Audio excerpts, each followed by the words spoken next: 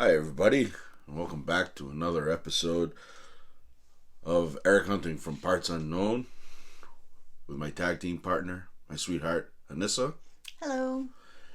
We are going to be doing our breakdown and review of the 9-year anniversary event for Pioneer Valley Professional Wrestling on April 14th, 2024. 9 years. We've been going for 7. Right. It's crazy. I don't know where the time has gone. Man, did they... Time flies when you're having fun. And boy, we've had some fun with these guys. And in the last episode, we said something about, stories being ended and stories beginning. They didn't disappoint tonight. They really. But generally, we haven't been to a show where we've said, We've always come out of there really excited, pumped, just can't wait to talk about it. And it's a long ride home not being able to discuss the show. Because we do it this way now, so we don't get to discuss the show on the ride home. But it's worth it. It was a hell of a show. It was a lot of twists and turns, and there was more blood there than we've seen in a long while. It was the first time in a long time we've had any blood of any significance. Yeah, and it was all in the right places, I think, too. Well, it wasn't on me, so that's fine. So, starting out this anniversary show, we had our referees. We had Ref Vinny Lax. We had Ref Miggy Stripes. With the cutest baby. And then the returning, oh my goodness, it's been a minute and a half since we've seen Ref Adam West. Been a long time since we've had Adam West at a PvP show. It's crazy. So cute. It was so good to see him. And he didn't miss a beat either. It was like he was right back into it. Our announcer was Cameron Coe, as always. Top-notch job. Mm-hmm. It sounded like he was dealing with some sound issues with feedback and stuff, but he overcame it. And always on the camera, Louis Semity. Love that guy. Such a good dude. And then there was a ring crew, and these guys were put to work for this event. They had to man the brooms and get out debris, and we'll get to all that as we go along, but whew. And let's start out. The very first match was a flashback match. 2 day 1 guys for PvP. Big Bacon, Brad Hollister. Boo. As always. Versus AJ Cruz. Yay! These guys have gone back and forth over the years. In AJ Cruz's retirement match, he faced Bacon for the title and won. And then was defeated by Dexter Lou. But Dexter Lou? But so I mean, we've seen them go back and forth. They were tag team champions for a minute, and that's when Davian was just a little guy. Oh, yeah. I mean, he was a guest referee for that match. Yeah. So, like I said, this feud, if you will, has gone back a long time, and it didn't disappoint. What a match to start out with. Yeah, I mean, it set the tone for the rest of the show. Exactly. It got everybody fired up. I mean, everybody loves AJ Cruz. How can you not? I mean, he's super talented. I'm so glad he came back. Me too. And getting to see him happy about wrestling, and he does it for his kids. And being with his boys, and what nice children he has. And Bacon just brings what Bacon brings. He's hard hitting. He's suplexing. He doesn't. But let's start with this match in the right way. AJ Cruz came out, and he does what he does. He goes through and he does the high fives to all the little kids, including the 47-year-old kids. But he goes through and he gets all the kids.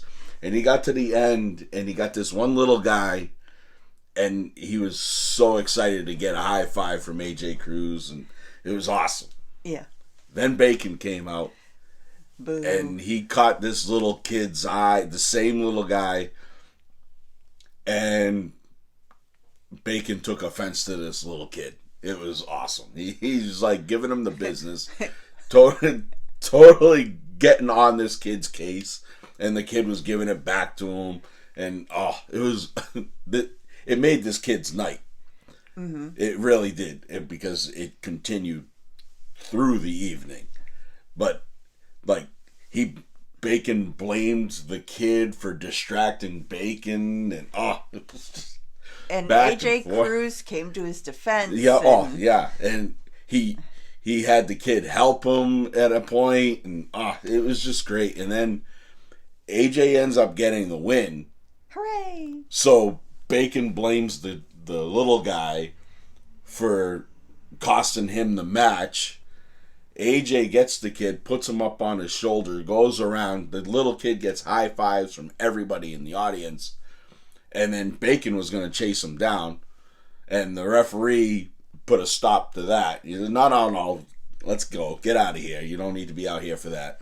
And it's just, I love fan interaction at indie shows. It's the best. Because you never know if you're going to get involved or not. Or, end up with a wrestler in your lap. And later on, this same kid ended up getting a wrestler in his lap. He didn't know what to do. He didn't know whether, to look this way or that way. But almost every wrestler made this kid involved.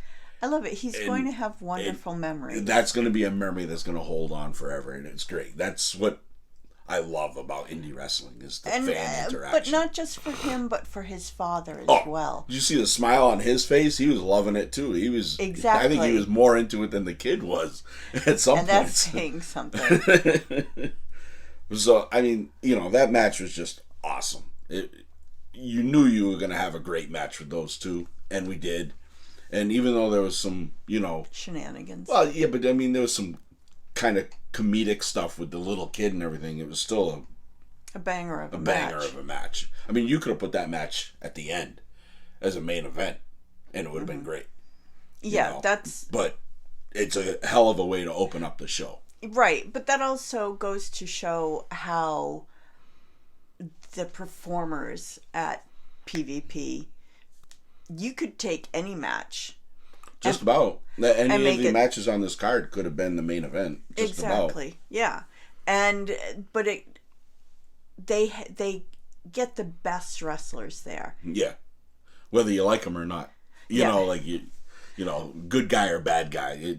You got to have a great good bad guy to have a great good guy, and the fan interaction is great, don't get me wrong, but what they do in the ring is they put it all on the line, and they overcome little things that they're not prepared for, and without a hitch. Mm-hmm. It's just, I mean, I'm not a Bacon fan by any stretch of the imagination. He knows. But I will give him respect in the fact that he's a damn good wrestler. He's been doing it for a long time, almost half his life. He's just awesome. He really is. Well, I don't know if I'd go that far. But then you have AJ Cruz, big fan. Yeah. Because how can you not be? Right. He is just not just a really great wrestler, but he's a really great person. Yeah. And that helps a lot. And you notice it. Mm-hmm. You see it. You feel it when he comes out, and he's all about the fans and everything. I remember when the first time we saw him was his comeback after an injury. We didn't know who he was. Right. And he came out, and that place erupted. Mm-hmm. because we didn't know who he was.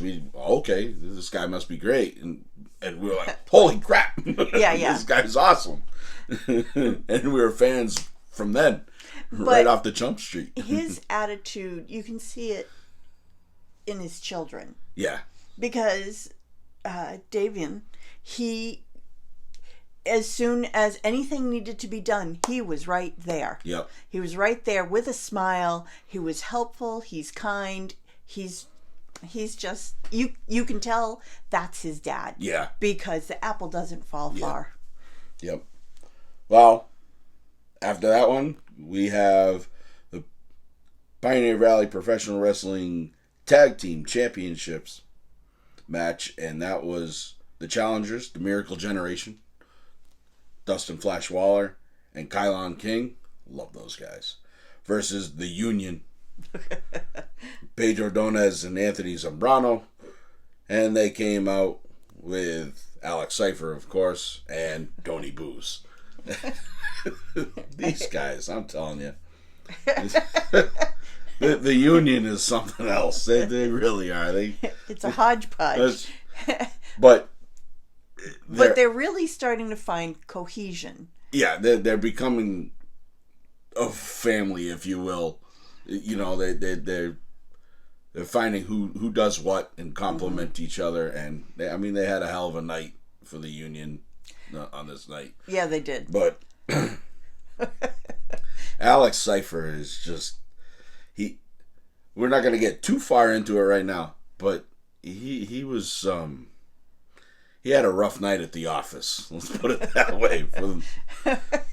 For a guy who doesn't do it in the ring anymore, he spent a lot of time in the ring doing it. But you get the Miracle Generation in there, Dustin Waller and Kylon King. These guys, yeah, they spend more time in the air than they do on the mat, and they have this snarky little attitude they get. I love it. I think it's great. That Dustin does this thing where he goes back and forth. He does this stuff, and then he lands down on the mat and he does this little pose, like, kind of thing. Mm-hmm. And I love it. I love when he does it. We see him do it on Open and all these other places, and he's just this little thing that he does. And I always get pumped when they come out, because they come out to Two Fisted Law, which is Big Jim Anderson's band. Oh. So whenever they come out, I get pumped up. I hear that song all the time on my playlist, and it's just it gets me pumped up too. Oh, good. I love that level of respect. He was like a big brother to them. So, and this match it was awesome. Mm-hmm. It was a great tag team match. I love tag team wrestling anyways, so the Union, they're gonna cheat. They're gonna be, underhanded. They're gonna do the shenanigans and everything, and they did, and they did it all the right way they got the win with whatever distractions and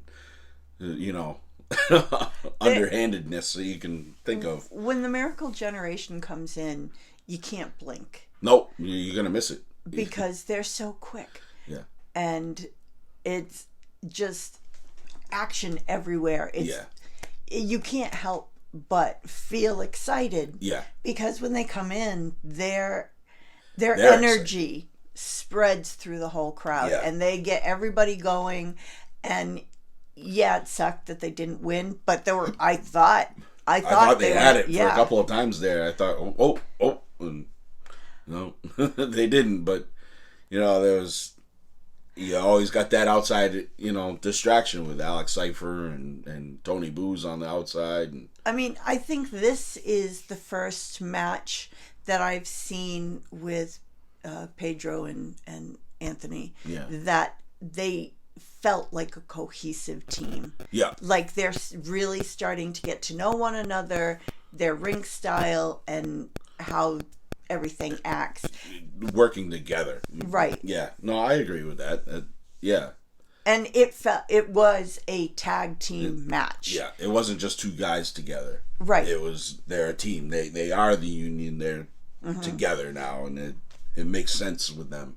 And that's kind of hard on the independent level to have a great tag team. I mean, Miracle Generation, The Have, and those guys, they've been tag teams for the Closers. Those are tag teams. These were two guys that were kind of put together, and they've made it work.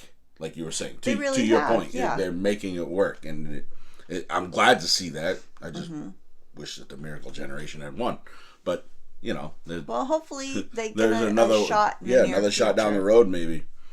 That brings us down to a grudge match, street fight with Sammy Diaz, top 5, dead or alive, versus the Silver Sniper, T.J. Crawford. He's looking a little less silver lately, but he's not looking any less sharp. Jesus. This match had a little bit of everything. We had pizza pans, we had cookie pans, we had tables, we had, I think, a chair or two. There was a little bit of everything involved in this match, which, I mean, it was a street fight, so it's gonna be. Which was some hard ass kicks. It was just. Yeah. I mean, it's not the type of match that we usually see Sammy Diaz in. Right. Well, yeah, you're right. But I guess we missed an event, not the one previous, but one before that. Apparently there was a pane of glass involved, and that's what stemmed this match. Okay. I missed that. We missed that. We didn't go to that event, and you miss one, and you never know what you're gonna miss. But so that kind of put things in motion for this street fight, and they brought it all out, and holy crap, it was they flew into the audience like you expected at a PvP show. You know they're going over the ropes and the. I love it because yes, there's crazy. A lot of high flying, but there's a lot on the mat. Yeah, they actually brought within a street fight. They brought in some actual some wrestling, which you don't usually get in a street fight. You're gonna just get all the bells and whistles and toys. They made it make sense. They really did. It was very cohesive, and it was very fluid. But with Sammy Diaz, it's not a surprise. And TJ. Yeah. I mean, the two of them. We've put them as a match of the night before. So, I mean. The two of them, you get them in the ring, they're magic. Yeah. And it's amazing to watch. We've said it on here. We could watch these guys wrestle over and over and over again, and they don't disappoint. No, they don't. Just don't disappoint. Yeah, and apparently, it doesn't matter what style of match. Right. Yeah. They still have a banger of a match. And it's. But Bacon had come out. You lie down with dogs, you get up with fleas. And I just get this feeling, because something else happened later in the night, and we'll get to that, but... We seem to say that a lot. Well, I don't want to totally ruin everything, but Bacon helping TJ Crawford in this match, it almost seems like Big Bacon's trying to bring Big Business to PvP, which is his faction from Wrestling Open. Right. You got him, you got TJ Crawford. All he needs to do is bring back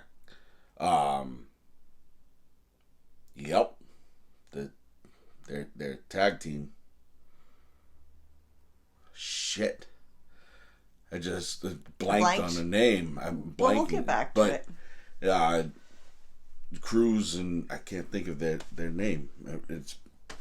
But he has a faction in Wrestling Open, which is Big Business, and it almost seems like he's trying to bring them back, bring him into PvP. Well, I mean, it would stand to reason. You have a hierarchy. You have Hammer Tunis, who is the pinnacle. He is the top. And yeah, he and Bacon have been the closers.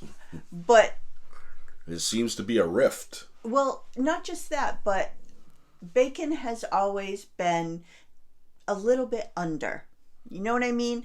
That the decision maker has always been Hammer. I mean, he's got that kind of a personality. Right. He is strong as far as, well, everything. I'm not a fan. But I will give respect where it's due.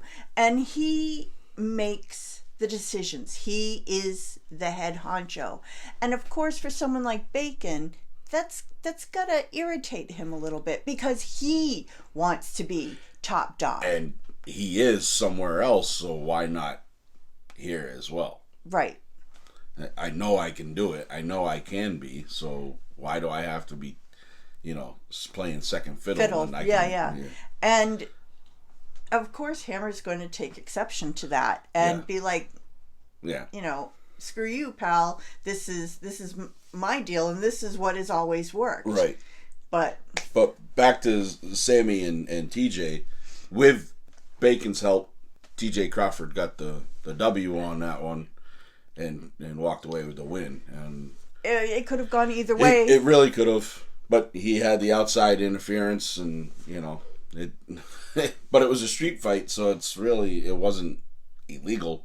It wasn't against the rules. It was just bad form. Like why did you have to do that? You could have won clean. That is the way Bacon is. I don't know why no one wakes up to this. He's always been that way. Bacon. So, whoops. My notes are moving on me. So, that brings us to the women's championship match with our challenger, Ariella Nix, former back. champion. She had lost the title to Juicy in the past. And our champion, Big Juicy. And you can't help but love her. She comes out with this energy that just, if you're not at least dancing in your seat, there's something wrong. When she comes out, you can't help but smile and be happy. She brings that kind of energy wherever she goes.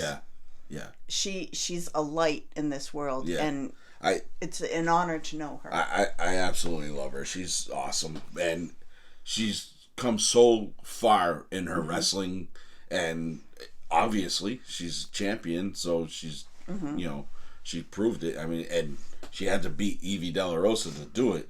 And that was no small feat in itself. We covered that in the last episode of this. And Ariella Nix is no slouch. No, she's badass. She really is. And they were having a great match, and it was going back and forth, and Juicy got fired up in a way I've never seen her get fired up. Like she lost her. She lost her cool, and she was ready to go to town. And then all of a sudden, I literally got run over by Evie De La Rosa. She ran right through me, coming out of I don't know where. I mean, talk about badass. And Evie De La Rosa dives in the ring and starts beating the shit out of Big Juicy, and costs Ariella Nix the match because it's interference. And now Ariella Nix is ticked off too. I mean, it's like she appeared out of nowhere. If she hadn't hit me when she ran through, I wouldn't have known that she even came in. She was like a flash. She was there, and holy crap! And then she's attacking, and then she steals the title and runs off with the title, saying that it's hers. You lost. But she's now made, I mean, her feud with Juicy has been ongoing. Right. But now she has one with Ariella Nix because Ariella Nix was like, I'm sorry, what? And I don't know if you saw it. I woke up this morning and it was announced the first match for May 19th is Big Juicy versus Ariella Nix versus Evie De La Rosa. Holy cow. So because of the fallout from this is a triple threat match for the women's championship for the next event. Jiminy Cricket. broke this morning. I saw it, and I was like, I had "Oh, not holy seen this yet. mackerel!" I'm like, "Okay." So, we've been saying we need more women. Well, we're gonna have three in the ring, and it's so everything that fell out. We're gonna be blessed with a huge match. I mean, and I'm down for that. That's for sure. At the end, as much as Juicy brings the light and the happiness, she got dark. Yeah, she did. She was pissed off. And I love seeing that energy with her. Yeah. Because she's got fire. Whether it's, happy rainbows and unicorns, or if it's, no, you just took my title. I want my title back. Yeah, a wee bit of thunder and lightning. Yeah. She was fired up.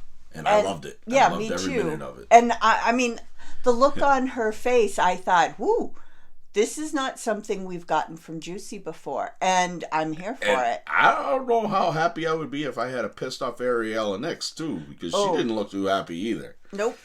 I wanted to tell her, hey, welcome back. And I thought, no, thank you. I don't think she was happy to be back. No, ma'am.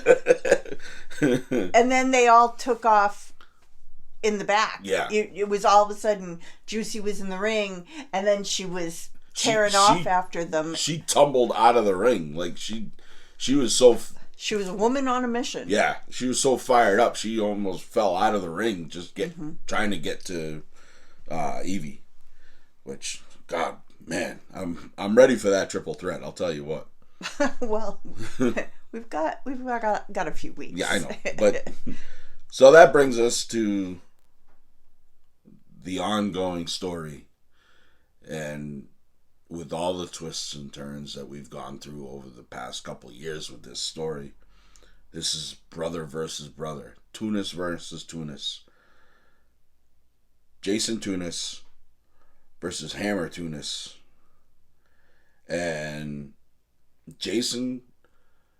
Hammer came out first, and as he always does, he makes you wait and wait and wait on him.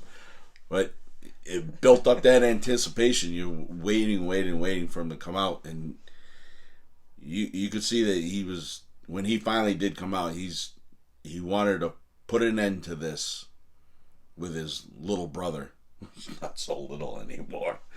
And then Jason came out, and Jason came out with AJ Cruz, who's been along his side right from Jump Street on the story, and Aaron Morrison. And Aaron Morrison, former tag team partner with Hammer Tunis.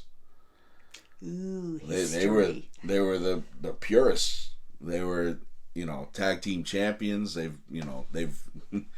trained with each other, and so that was a little twist. I don't know what everybody picked up on, but I kind of did. But I see. I didn't know that they were former tag partners. Yeah. Long before the closers, there was the purists, and that was Aaron and Hammer. So that was the neat little twist that came out when Jason came out. And they weren't ringside. They went and stood by the bar, 'cause why not? But well, I mean, it's respect, because they don't want the focus on them. Right. Yeah. They wanted the focus on the this Tunis is his brothers. first singles match, Jason's. Yes. Last month was his first match. It was a tag match with AJ, but this was his first singles match versus his brother, and this has just been a long time coming. And man, you can tell wrestling is in their blood, because even if someone coming in off the street not knowing anything about this, and there seemed to be quite a few of them. Yeah, we had a lot of new fans. Yeah. And you wouldn't know that was his first singles match. No. That he's put in the time. He's put in the time. He's got really good trainers, and he learned a lot from his brother too. You can't deny that. No, and I think that's a good thing. I don't like the guy, but I'll give him respect in the fact that he loves the business. Yeah. He's a wrestler. Yeah. And it's in their blood because it shows in Jason. And some of that blood was spilled. Hammer Tunis was busted open towards the middle of the match. This whole match started out in the middle of the ring, stayed in the ring, and Hammer took a powder, and he went to the outside, and I was yelling it. I'm like, Jason, stay inside that ring. Mm-hmm. Don't get out of the ring. As soon as he gets outside that ring, you're playing by somebody else's rules, yep. And it's going to turn on you. And he ended up getting a bit of a beatdown, and I mean that shows. He's young. Yeah, he's young to it, and he just wants to beat his brother up. Mm-hmm. He wants to prove himself, yeah. But you have to stay where you know what you're doing. Yeah. And stay in your lane. But again, how's he going to learn? Yep. And unfortunately, he learned the hard way. But he did hold his own too. He did. I will give him that. I mean, he put a suplex out on him, out on the floor. Jason to Hammer, and man, they both brought it. I was proud of Jason and how hard he fought. Hammer getting busted open, I think, kind of woke him up a little. Woke up a little bit of fire in his belly, and Hammer ended up coming away with a win, but not before Bacon came back out with TJ Crawford, and this is where I was saying it almost seems like Hammer's trying to bring big business to PvP, mm-hmm. And Bacon came out with a chair and tried to give it to Hammer to use against Jason, and Hammer didn't. He went to use it, couldn't do it. Mm-hmm. He had that's my brother. I can't do that, and he tried a couple of times, couldn't do it, so he threw the chair out, and Bacon looked at TJ and said, "Forget this guy," and they walked away. Hammer said, I don't need you, and I especially don't need you. Yeah, to TJ. Yeah, and fine, you don't need us, then we'll walk then. Mm-hmm. And they did, and I was like, whew. I didn't know how to. I thought he was going to crush him with that chair for a second there, mm-hmm. And I'm glad he had a little bit of a change of heart on that, because I don't think he needs to be hitting the face with a chair yet. At all, but but then Hammer ended up getting the win, mm-hmm. And a pretty clean win, but he did the respectful thing. He raised his hand, Jason's hand, and solidarity type of thing, and he walked out of the ring. Everybody was cheering and everything, and he came running back in. Hammer did, and gave him a big hug, mm-hmm. And you had your big heartfelt moment, and it was good to see. It was kind of like, okay, we finished this, it's done, mm-hmm. But now what? Because now it's a new chapter. Now it's a new chapter. Is Hammer going to go confront Bacon, mm-hmm.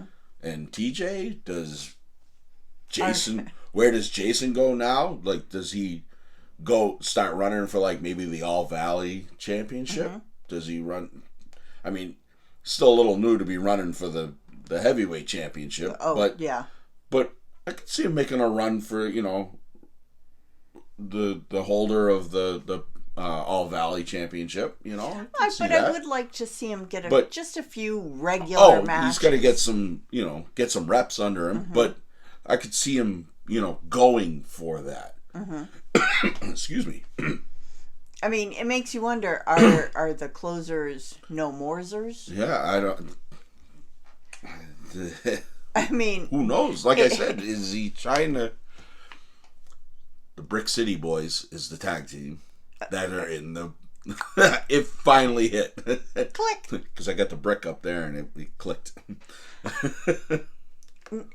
Yeah, has Brick City Ben? Yeah. Okay. They were in the ladder match. Right. Last year at the anniversary show at Matthew James. Matthew James. So, after all of that, we had our intermission. Because I think we all needed a break for a minute. And with everything that happened in that street fight, and they had to clean up debris. And I mean, the crowd was pretty exhausted. Yeah. That feud with Hammer and Jason, everybody's been invested in for so long that I think it took a lot out of everybody. Everybody. Them, the fans, everybody. But that brought us to the match I was looking the most forward to, and that was the Sure Shot Bunkhouse Brawl match. Bunkhouse Brawl, you got 6 competitors. Start out with 2, and then after every 3 minutes, a new competitor comes in. Pinfall or submission will eliminate, and then you have down to your last 2, and then you have your winner. But shenanigans are allowed. Oh, anything goes. And everything went. It was a lot. All the bells and whistles and toys were brought out from under the ring, out from the back. I mean, we had everything. Let's go over all the competitors first, because there were 6 of them. We had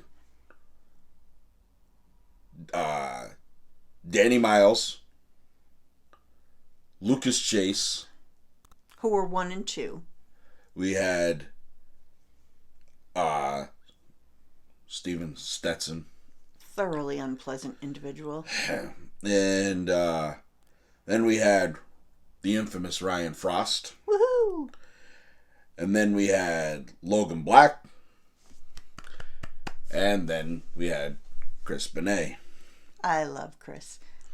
And like I said, this match, you had Danny Miles, who is just a pit bull. This guy is just, he may have been the smallest guy in the ring stature-wise, but I don't think power-wise. This guy is just unbelievable. He's always impressed me from the first time I ever saw him. And he's just awesome. And then it was the debut for PvP of Lucas Chase, the Cure Lucas Chase, who is just... I didn't recognize him at first. We've seen him at TOS, where he tag teamed with Danny Miles. You gotta love independent wrestling. You never know who's on whose side. But in this, there were no friends, so it didn't matter. Mm-hmm. But Lucas Chase, I think, put on one hell of a show in this match, to where I hope he comes back again. I'd like to see him come back. He brought some fire and energy. Like he was fired up. Almost, I think, to a detriment. Like I think he was just going so hard where he got pinned and he was like out of nowhere. Mm-hmm. And then who do we have third? We had Steven Stetson came out, which nobody likes Steven Stetson. I don't even think his mama likes him, and I wouldn't blame her in the least. He is an unpleasant person. Yeah. And then you got infamous Ryan Frost. I absolutely love Ryan Frost. I'm a card-carrying member of the Frost Force. But on this night, I was 100% behind Logan Black. I said it on social media, reposted his promo.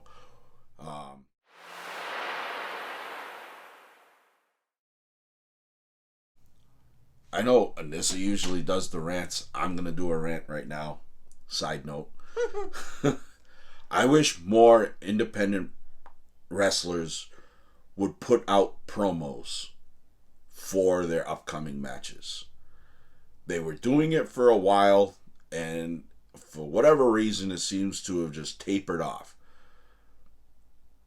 Logan Black will do them occasionally, and so when he does do them, you know they're gonna mean something. Mm-hmm.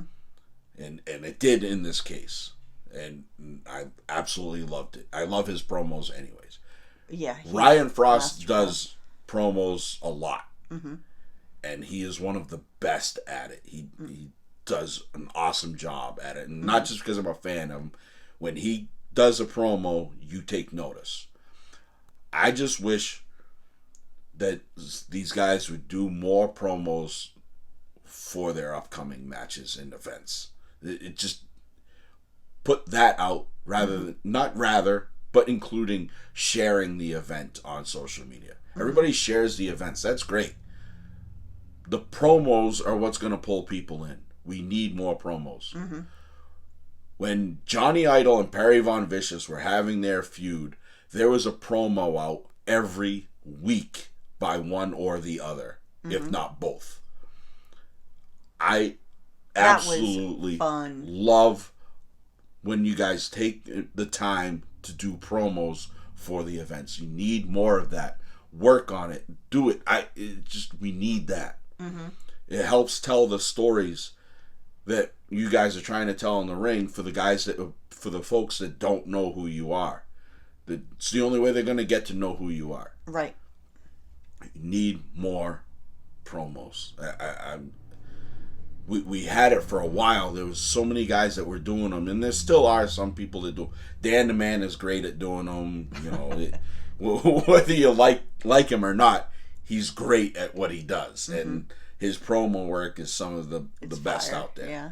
And we need more promos. Just I know I'm being repetitive, but I just want these guys to take notice. Hammer's done them in the past.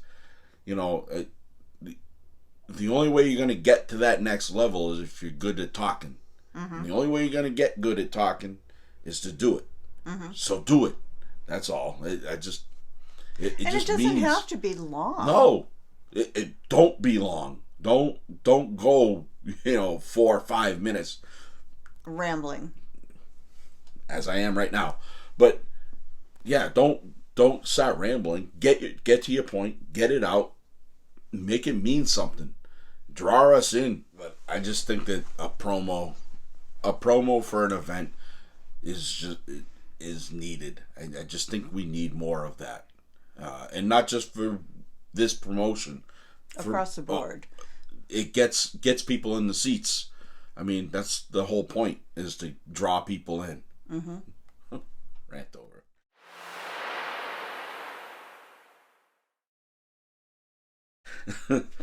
But so this match had everything. We had chains, we had crutches, we had tables, more cookie sheets, we had chairs, we had a chair wrapped in barbed wire. I wonder who brought that. A kendo stick. There was kendo sticks. Of course there was a kendo stick, because Ryan Frost came out. He comes with one. And there was another one somewhere. I don't know where that came from. But one was cracked above my head when Ryan Frost came out, and it scared the element. That there's nothing like that sound when somebody gets cracked with a kendo stick, and it's 6 inches above your head. And then you see the results on Danny Miles. Yeah, I just looked at him and I went, big oh line. My Lord. Oh my God. So, there are quite a few wrestlers that are feeling it today. Yeah, and a couple of them were in this match. Yes. I don't care if you told me that you had to work harder in a regular wrestling match than this match. I call bullshit. Because everybody got hit pretty hard in this match. It was unbelievable. It's a fun match because no matter where you look, there's something going on. Inside the ring, outside the ring. And you're getting the eliminations. Like I said, Lucas Chase, I think, was the first one eliminated, and all the way down. I was glad to see Steve Stetson have to go off into the sunset, and see ya. Then it came down to the final 3, which kind of hurt. Kind of hurt a lot. Had Chris Benet, you had Ryan Frost, and you had Logan Black in the final 3. I'm like, are you kidding me? What are you doing to me here? You're pulling at every heartstring in every different direction. Love all three of them. Mm-hmm. Ryan got eliminated, and so then it was down to Logan and Chris. I hate it when brothers fight. But, well, except for the last match that I thought was great. But these two, I mean, if they're not fighting with each other, they're fighting against each other. And my heart wanted Logan Black to win. But the writing on the wall was, again, there was outside interference, but it was all legal. And it was almost negligible. But it was more of a distraction than anything else. Right. And Alex Cypher got involved again. And he was almost going to be put through a table. And then Logan Black was put through a table by Chris Benet. And holy hell, did that table explode. Yeah. And your heart did as well. Yeah. Because then there was the 1, 2, 3. Chris Benet wins the sure shot against the PvP championship whenever he wants to cash it in. Keep that in mind. So Chris Benet wins. Yay. I was happy, but I wasn't happy. Yeah, I mean, I would have liked to have seen Logan. Yeah.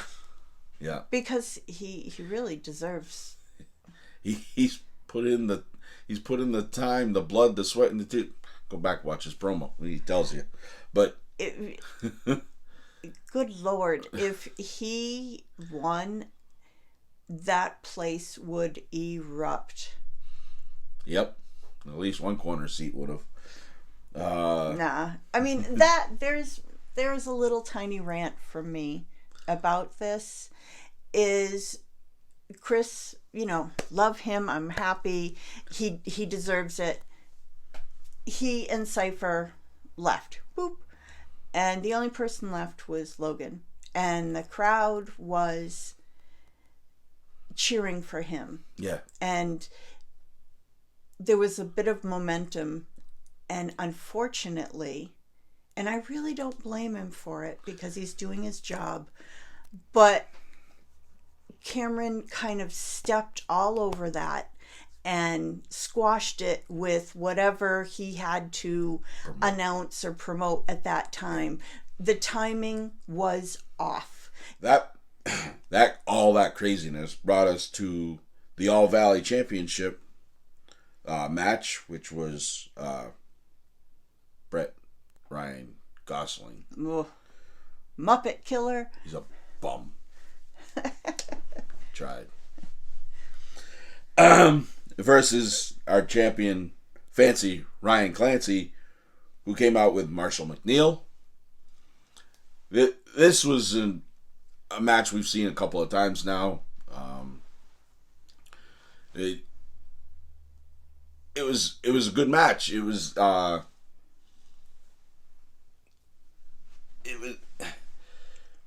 Brett being Brett. He's trying every little, swerve and underhandedness to get the win. Feet up on the ropes. He's, brought it out to the outside. He attacked Marshall McNeil. But Ryan Clancy doing what he. I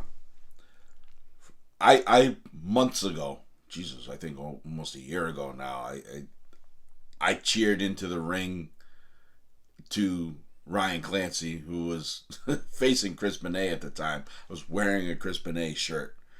And I said, impress me. Over time, he's starting to impress me. He's a hell of a wrestler. He has one of the prettiest drop kicks I've ever seen. He can really wrestle a hell of a match. And I'm waiting. I think he's on the cusp of something where all of a sudden everything's going to fall into place. BRG is BRG. I'll give him respect. He can wrestle. But he's also infuriating. Look, I'm trying to be nice and not say overly bad things about him because it was requested.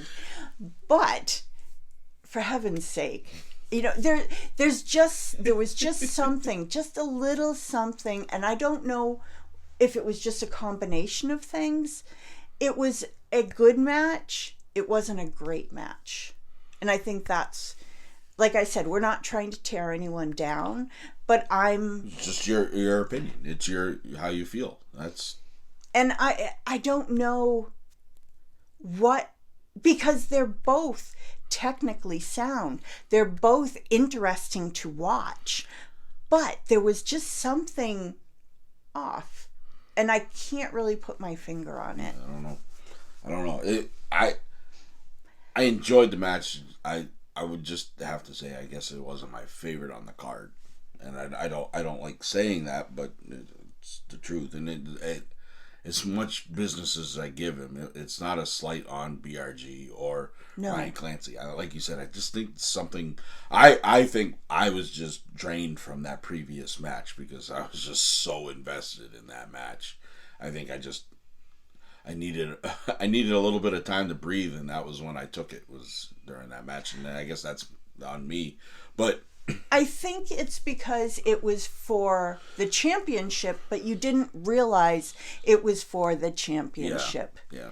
And it almost seemed like that's an afterthought. But I almost wonder if this kind of can go back to my promo rant, right? If it was built up a little bit by them, maybe we would be more invested in it. Right. Well, I don't know. It's kind of like, okay, he's going after the championship. Are you sure? Because it didn't feel that way. It just felt like it was a match. Like I said, a good match, but it wasn't great. But this is also one of BRG's first losses, because he hasn't lost too many matches in PvP. He's also, like we said, he's technically sound. He's a good wrestler. It wasn't for lack of trying, because he, like I said, he was putting his feet up on the ropes, and Marshall McNeil took care of that, and then that got Marshall McNeil pushed down and taken out, and then but Ryan Clancy ended up coming away with the win and retaining his All Valley Championship. When the trophy came back out, my brain, oh, right, yes, that's what this was for. That brings us to our main event. And our main event was for the PvP Championship. Challenger, Scotty Wilde, cashing in his sure shot opportunity that he had held onto for a while. He had told us at the previous event, I'm cashing it in at the next event. I'm not going to just surprise you with it. Versus respect. Our champion, RJ Rude. And I love both of these guys. Again, love both these guys. This match was unbelievable. It was... They dealt with a lot, and they fought hard.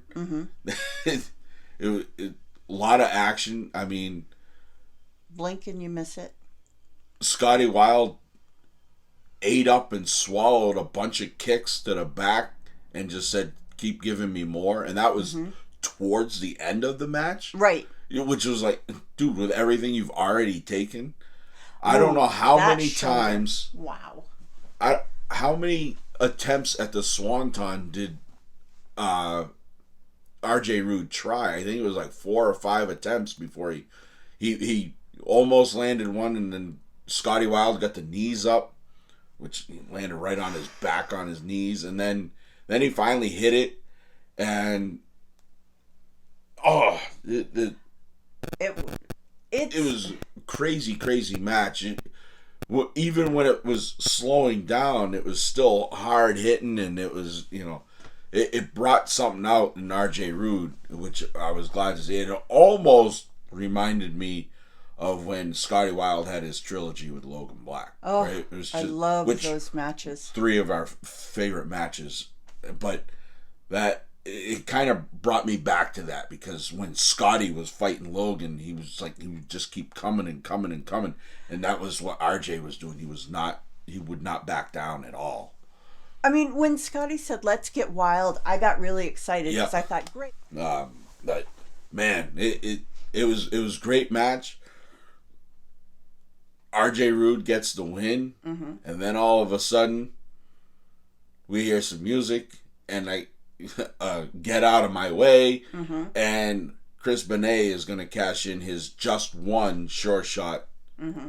He's going to cash it in, and as he's getting ready to start the match on RJ Rude, Scotty Wilde intercepts and takes Chris Benet out and says, "No, you're not winning it like this." No, he just fought a hell of a match, and kind of sidetracked that sure shot cash in.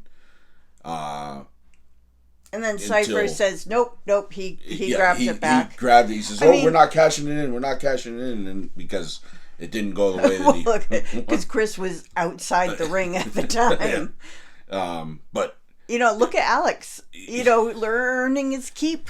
That guy, man, did he have a hard time at the office? He really did. I was so jealous.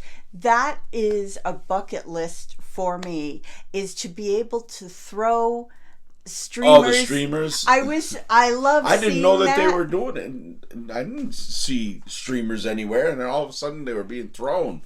Like, where did they come from? It was so I don't know. Maybe it's the girl in me. I don't know. But I just get so excited when I see streamers, and it's just, it made my little heart happy. And it couldn't happen for a better fella than RJ Rude. Which I hope he's feeling all right, because he was feeling a little sore at the end of the event. It was a hard match, yeah. What a hell of an event it was. It was one heck of a way to celebrate 9 years of PvP. And that kind of brings us to our closing segment, which is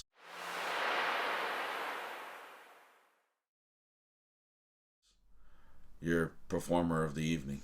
My performer of the evening. It's almost like a cop-out. And I hate doing it. But I have to do just like I did last month, and give it to the Tunis brothers. Which kills me. But I have to give it to them. How can you not? Yeah. Because come on, this was the cornerstone. Yeah. And so I give it to them, because I loved all the matches, don't get me wrong, but that is the one that I was most wanting to see for those two men. Yeah. I wanted to see that story, because I have been so invested. Right. And like I had said before, it's like reading a book. Yeah. And you want a good ending. Yeah. And this was a lovely ending. It wasn't the ending you thought you were going to get either. Jason's going to take it. And that's going to be, the because ending. He's the upgrade. But then, okay, so Hammer won, but then, he had a change of heart, and, Oh, Jesus, I still don't trust him. But, he came in, he did good by his, he gave a big hug to his brother and everything, and, Everybody loves a happy ending. Yeah. I mean, it was a satisfying conclusion. Yeah. It really was. I mean, so obviously my match of the night. Right. And it's all in one. That's how I feel. But What about you? I mean, I've been really torn on this, because I was going to go a couple of different ways. I was almost going to be kind of completely funny about it and say Alex Cypher was my performer of the night. Oh, bless his heart. I loved his little pocket. How did his pocket end up inside out? I don't understand that. So I really think I'm going to go with Chris Benet. Because he's been telling a story that's kind of been overshadowed by the Tunis story. True enough. That he wants that championship. Mm-hmm. And he's doing, whether it's underhanded or not, he's doing everything within his power to get to it and get it. Mm-hmm. And I think that's where I'm going. Is Chris Benet is my performer of the night because he won that sure shot. Love Chris. You know, and he didn't do anything dirty in that match because mm-hmm. everything was allowed in that match. You know, in the bunkhouse. Mm-hmm. Did I want Logan to win that? Of course I did. See, I would have been happy either way, right. But I'm really hoping that. But I'm not, because I want RJ to have a really good run. Yeah. And he deserves it. He's so good. But so yeah, for performer of the night, that is Chris Benet. I like that. And, I like that. Your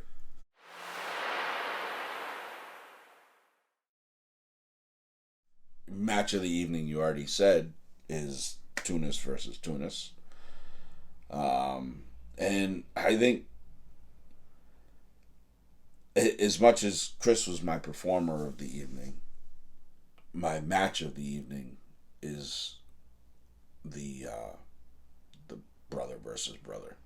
How could it not just be? Because of the investment in the story and the kid brought it, and I'm so happy for Jason, you know, seeing how far he's come in a short amount of time, and he's got so much ahead of him. The future is totally unwritten, and I can't wait to see that. You know, where he goes from here. You know, how does he go from here? Mm-hmm. And you know, what's next for him? I'm 100% behind him on that, and mm-hmm.